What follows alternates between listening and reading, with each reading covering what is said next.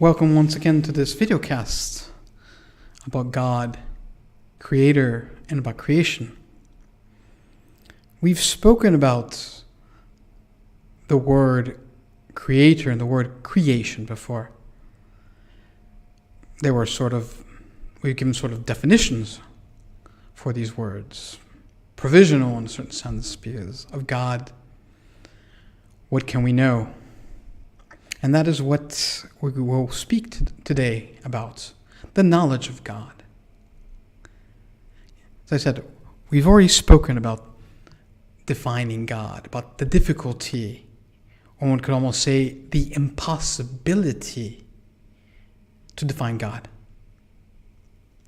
Philosophically, the existence of God and of God's attributes, that is what can be deduced about God as universal cause of everything, can only be gleaned from if we go from the cause to the effects.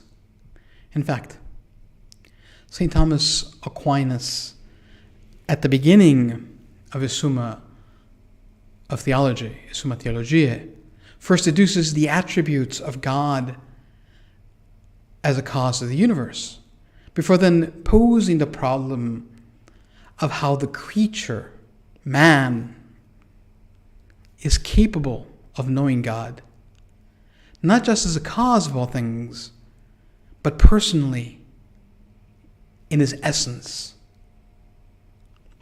When we say we know from the cause from its effects, it is like saying that we can see the glowing red hot iron that is shown to us, even though at that point the fire is not shown to us. But from this red hot iron we deduce that something that made it hot must at least be hotter. Something must cause this heat. And unless we look at the fire, we can only say that a certain hot cause is necessary. And if we were to look at the fire, well, we would know how hot it is without any instrument. In fact, since by the powers of human nature alone, man is utterly incapable to see the face of God, his essence, except through a special grace given to the soul of the just, once he reaches heaven. St. Thomas will ask in question 13 of the first part of the Summa Theologiae, how is it possible to even name a God, define a God, that human nature alone is incapable of knowing directly by its own power?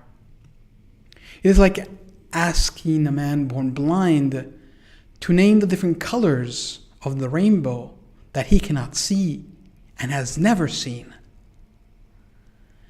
To a man born blind, no description and no analogy will ever be enough to give him the experience in any way of the vivid colors that paint the canvas of creation. He must receive the gift of sight, and this God gives to the just soul in heaven, the lumen gloriae, the light of glory. Thus, we see the utter impossibility by human nature alone to know God, essentially, as he is in himself. Yet we can know him through the effects as cause, and thus name him or define him verily in an analogous manner. Also, because God has revealed himself by the light of revelation, we are able to speak of God as he is. Yet keep in mind that he is more than our intelligence and experience is capable of understanding.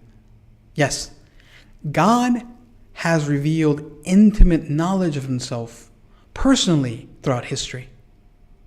Yet, for us to understand, he has spoken with what human intellect can understand and with what human words can utter.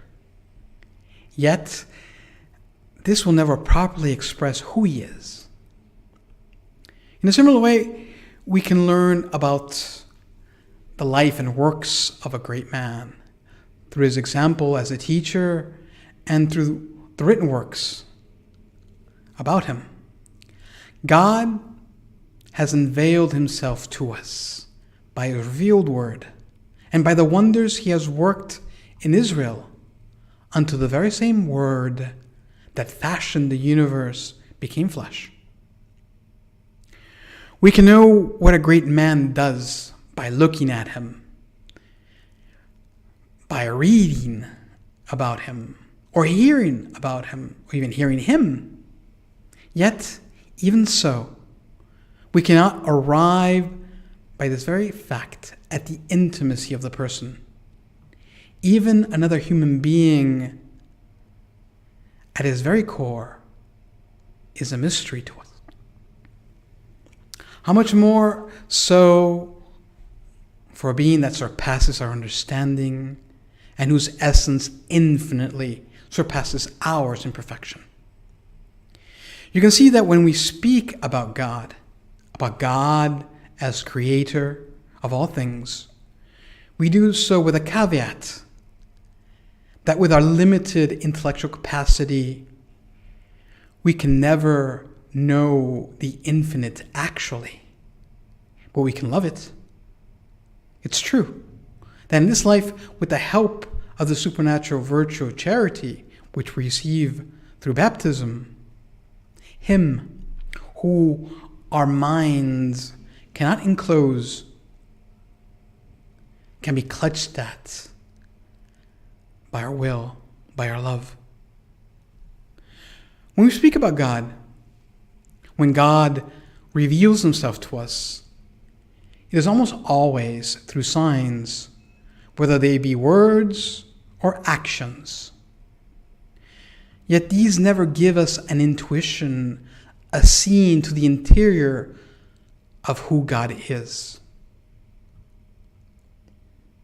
Now, it must be reiterated that even if human knowledge and language are limited to our present reality, they do communicate truth about God, whether it comes from the effects to the cause or from the very mouth of God himself. That we can call God good, that we can call God creator, says St. Thomas, is not metaphorical, it's not poetical, but real, and yet again, inadequate.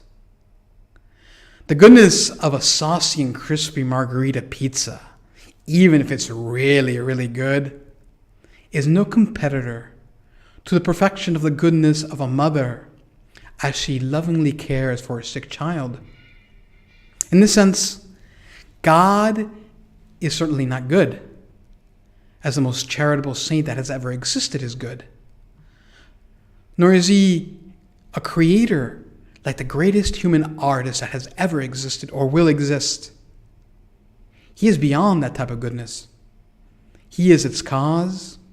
He is goodness itself and the creator of all things.